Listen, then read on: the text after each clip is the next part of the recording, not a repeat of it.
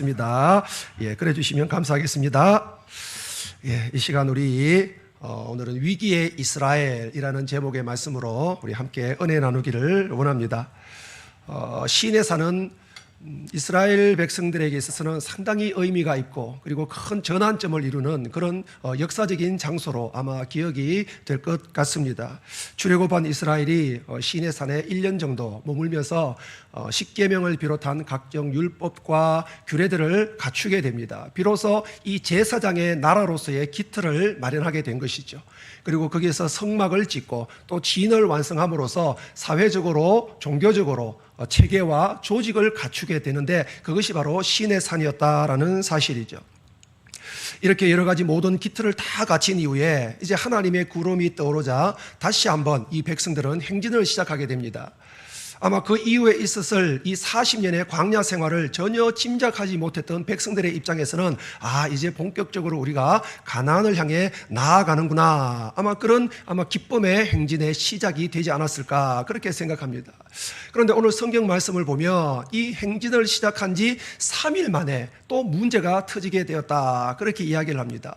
백성들 중에 일부가 악한 말로 하나님 앞에 원망을 합니다. 하나님이 진노하셔서 그 진의 테두리를 일부분 불살라버리는 그런 불행한 사건이 일어나게 되는 거죠. 그런데 그 와중에 또 일부의 백성들은 고기를 먹게 해달라고 불평하는 사람들이 생겨나게 됩니다.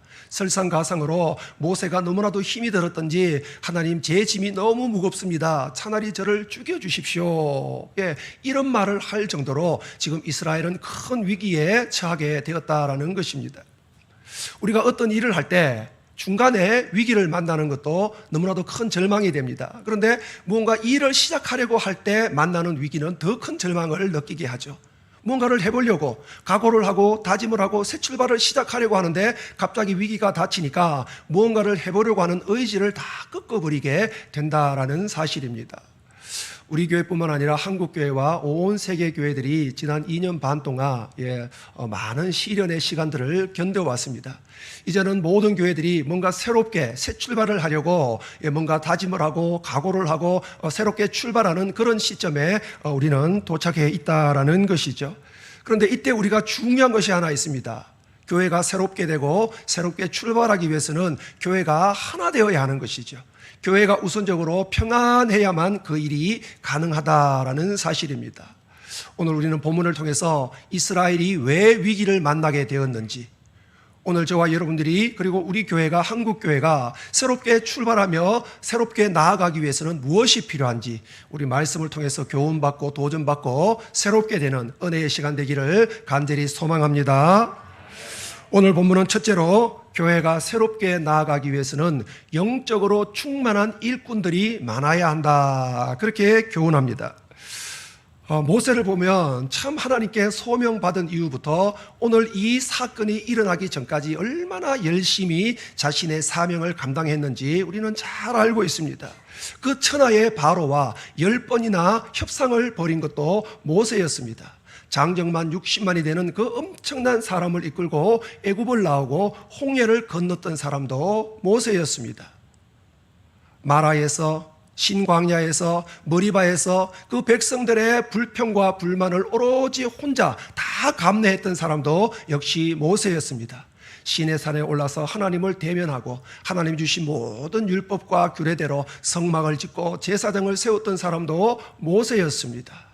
정말로 우리가 보면 어떻게 이 한 사람이 이 모든 일을 다 할 수 있었을까 싶을 정도로 많은 일을 감당해왔던 것이 바로 모세였습니다.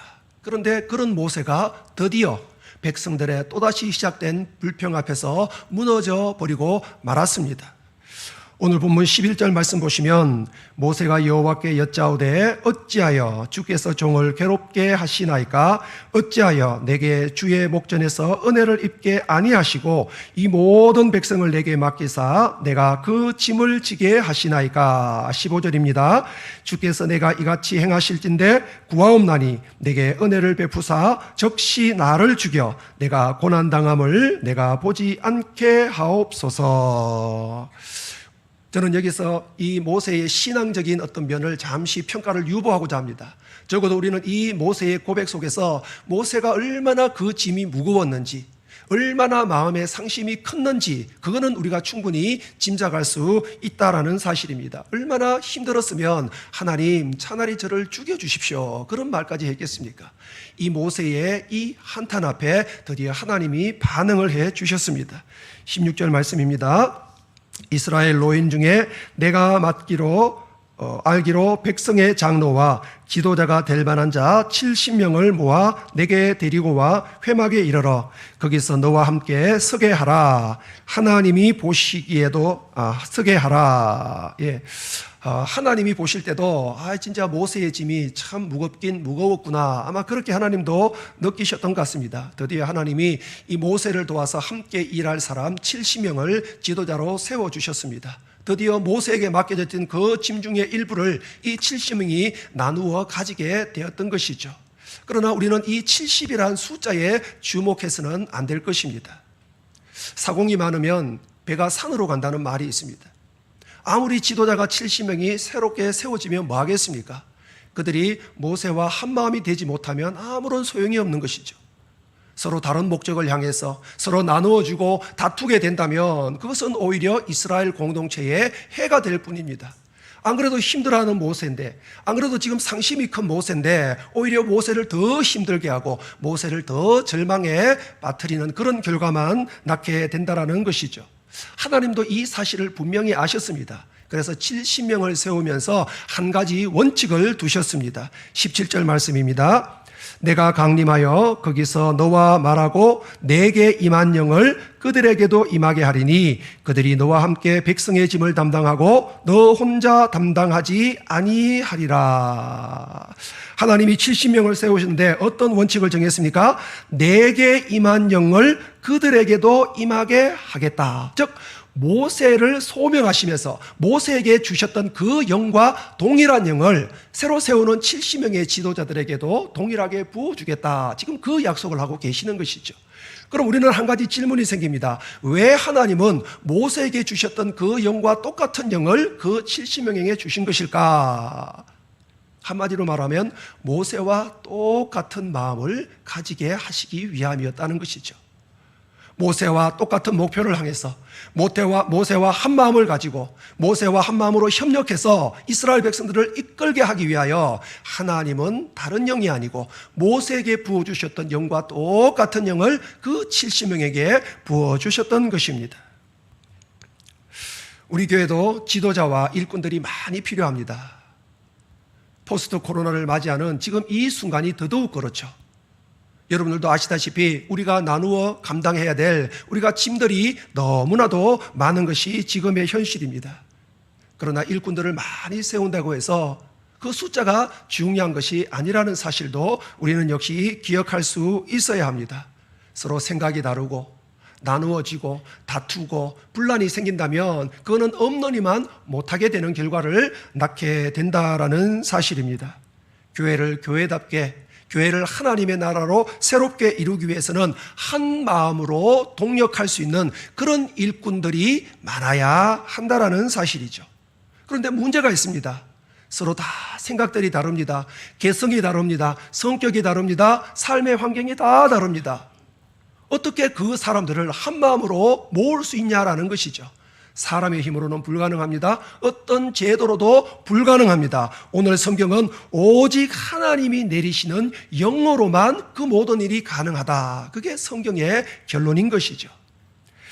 에베소서 4장 3절은 이렇게 말씀합니다. 평안에 매는 줄로 성령이 하나 되게 하신 것을 힘써 지키라. 성경은 성령 하나님께서 하나 되게 하시는 분이시다. 그렇게 이야기합니다.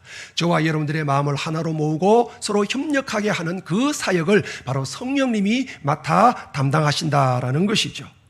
고린도전서 1장 10절 말씀입니다. 형제들아 내가 우리 주 예수 그리스도의 이름으로 너희를 권하노니 모두가 같은 말을 하고 너희 가운데 분쟁이 없이 같은 마음과 같은 뜻으로 온전히 합하라.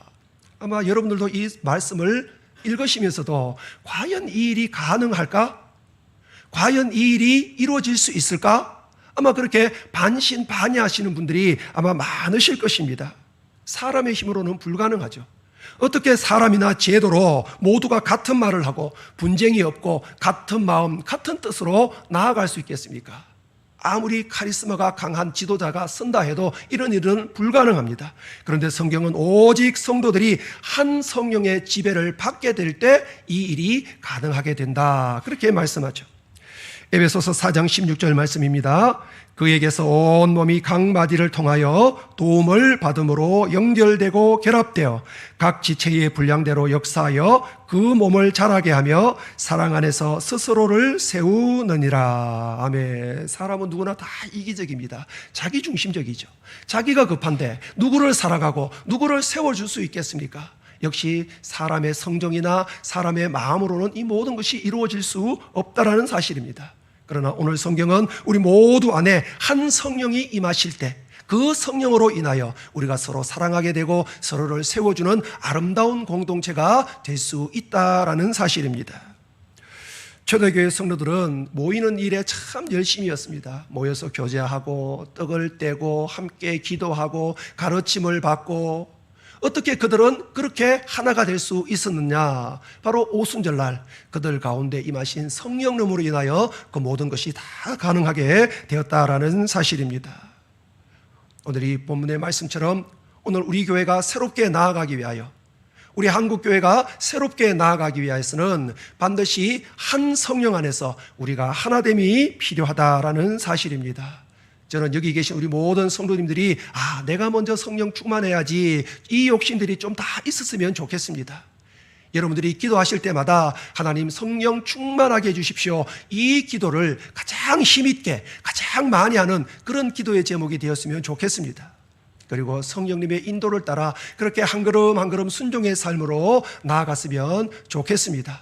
저와 여러분들이 모든 이런 삶을 살아서 정말 하나님의 능력 가운데 성령의 도우심 가운데 교회를 세워나가는 저와 여러분들 될 수 있기를 간절히 소망합니다. 교회가 평안 가운데 새롭게 나아가기 위해서는 둘째로 불평하는 사람이 없어야 합니다. 지난 2년 반 동안 우리는 코로나로 인해서 참 힘든 시간을 보냈습니다. 그 중에서도 이 오미크론 변이로 인해서 가장 많은 사람들이 확진을 당하고 괴로움을 당했죠. 이유가 무엇입니까? 전파력, 전염력이 다른 변이들보다는 훨씬 컸기 때문입니다. 그런데 오늘 우리가 기억해야 될 것은 이 바이러스의 전염력 못지않은 것이 있는데 그게 바로 불평 바이러스, 불만 바이러스다라는 사실입니다. 출애굽 이후의 백성들의 모습을 보면 이 불평과 불만이 끊이질 않습니다. 홍해 앞에서도 불편했습니다. 머리바 앞에서 또 이렇게 신광야에서 그들은 끊임없이 불평을 내려놓았습니다. 이제 시내산에서 뭔가 율법을 받고 새 출발을 하는 그 상황 속에서 뭔가 그러지 않을 만도 한데 오늘 성경은 여전히 백성들이 불평을 늘어놓았다, 그렇게 이야기합니다.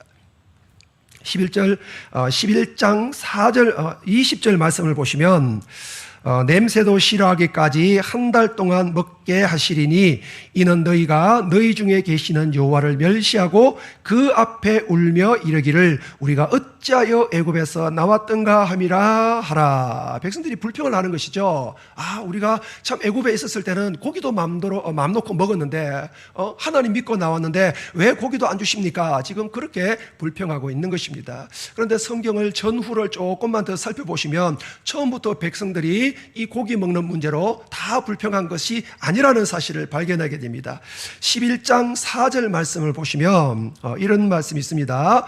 그들 중에 섞여 사는 다른 인종들이 탐욕을 품음에 이스라엘 자손도 다시 울며 이르되 누가 우리에게 고기를 주어 먹게 하랴. 뭐라 합니까? 다른 인종들이 탐욕을 품음에, 그들이 탐욕을 품으니까 이스라엘 자손도, 그렇게 표현을 합니다. 쉽게 말하면 이스라엘 백성들이 출애굽할 때 그들 중에 아마 이민족이 소수가 섞여 있던 것 같습니다. 그들이 먼저 불평을 하는 것이죠. 이스라엘만 따라 나오면 다 잘 될 줄 알았는데 뭐야, 이 고기도 못 먹고. 그런데 이 불평을 이스라엘 사람들이 듣기 시작한 것이죠. 그 불평이 번져 나아갑니다. 결국 모든 이스라엘들이 하나님이 고기를 주지 않는다고 불평하는 그런 상황에까지 이르게 되었다라는 것이죠. 사람들은 흔히 불평하고 불만하는 것을 개인의 성격이나 어떤 인격적인 문제로 그냥 치부하고 넘어가 버립니다. 그런데 성경은 분명하게 그것이 개인의 문제가 아니고 사단이 하나님의 나라를 무너뜨리는 계략 중에 하나다, 그렇게 우리에게 경고를 하고 있습니다. 하루는 사단이 하나님에게 욥을 고발하죠. 하나님, 욥이 왜 하나님을 경외하는지를 아십니까? 하나님이 많은 복을 주셨기 때문에 그렇습니다. 하나님이 주셨던 그 모든 것을 다 거두어 가보십시오. 그러면 분명히 욥이 하나님을 욕하고 원망할 것입니다. 바로 이게 사탄의 계략이죠. 하나님은 끊임없이 저와 여러분들에게 불만거리를 던져줍니다. 불만을 하게 되고 불평을 하게 되고, 그것은 결국 하나님을 향한 믿음과 소망을 연약하게 만드는 결과를 나타내게 된다라는 사실입니다. 불평하는 사람들이 많은 공동체는 결코 바로 설 수 없습니다. 불평하는 사람이 많은 공동체는 늘 다툼과 분란이 일어날 수밖에 없는 것이죠. 불평을 한다는 것은 매사의 모든 것을 부정적으로 바라본다는 것이고, 그것은 결국 하나님에 대한 믿음이 없다는 것과 마찬가지인 것입니다. 바로 사탄이 원하는 것이 이것이죠. 사단이 노리는 것이 이것입니다. 우리에게 불평과 불만거리를 우리의 입술에 줘서 결국 하나님을 바라보지 못하게 만드는 것, 그게 사단의 전략인 것이죠. 여호수아가 여리고성을 정복할 때 백성들에게 다른 이야기 하지 않았습니다. 방법만 알려준 다음에 딱 한 가지만 신신부탁했습니다. 여호수아 6장 10절입니다. 여호수아가 백성에게 명령하여 이르되 너희는 외치지 말며 너희 음성을 들리게 하지 말며 너희 입에서 아무 말도 내지 말라. 그리하다가 내가 너희에게 명령하여 외치라 하는 날에 외칠지니라. 신신부탁하지 않습니까? 뭐라고 합니까? 야, 외치지 마라. 너희 음성을 들리게 하지 마라. 제발 아무 말도 하지 마라.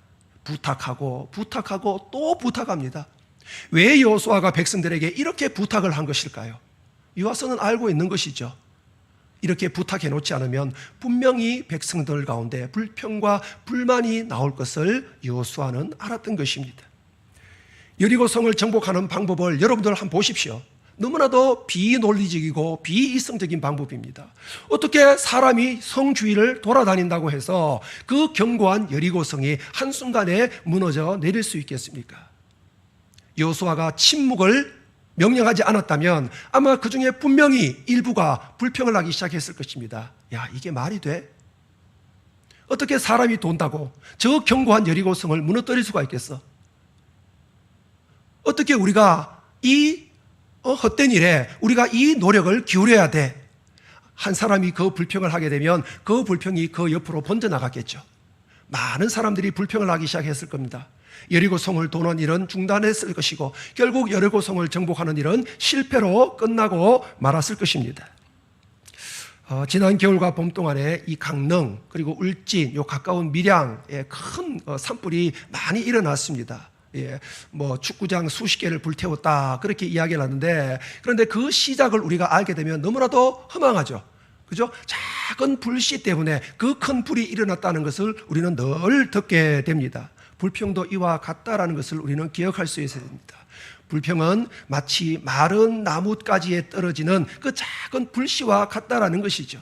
작은 불씨가 전체를 다 불태워버리듯이 한 사람의 불평과 불만이 우리 공동체 전체를 불태워버릴 수 있다는 사실을 우리는 늘 기억할 수 있어야 합니다.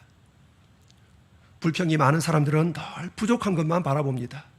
늘 안 되는 것에만 마음이 가게 되는 것이죠. 사람이 다 좋을 수는 없습니다. 모든 일이 다 잘 될 수는 없습니다. 그런데 곰곰이 생각해 보면 좋은 사람들이 훨씬 많습니다. 단점보다는 장점이 훨씬 많습니다. 잘 되는 일도 더 많습니다. 그럼에도 불구하고 매사에 불평이 많은 사람들은 아유, 저 사람은 저렇게 저게 싫고 저 사람은 이게 마음에 안 들고 이 일은 이래서 싫고 저 일은 저렇게 싫고 늘 이렇게 말아보면서 말을 한다는 것이죠. 혹시 저와 여러분들 속에 혹시 그런 말이나 그런 생각을 가지고 계신다면 내가 우리 공동체를 불태워버릴 수 있는 작은 불씨가 될 수 있겠다. 조심하고 경계해야 될 것입니다. 야고보서 5장 9절은 이렇게 이야기합니다. 형제들아 서로 원망하지 말라. 그리하여 심판을 멸하느니 보라 심판주가 문 밖에 계시느니라. 성경은 불평이 하나님의 심판을 불러온다, 우리에게 분명히 경고하고 있습니다. 연습을 해야 됩니다. 평소에 자꾸 좋은 것만 보고 나쁜 것은 흘려버리는 그런 연습을 해야 됩니다. 항상 모든 것을 긍정적으로 바라보는 훈련을 해야 합니다. 가만히 있어서는 되지 않는 것이죠.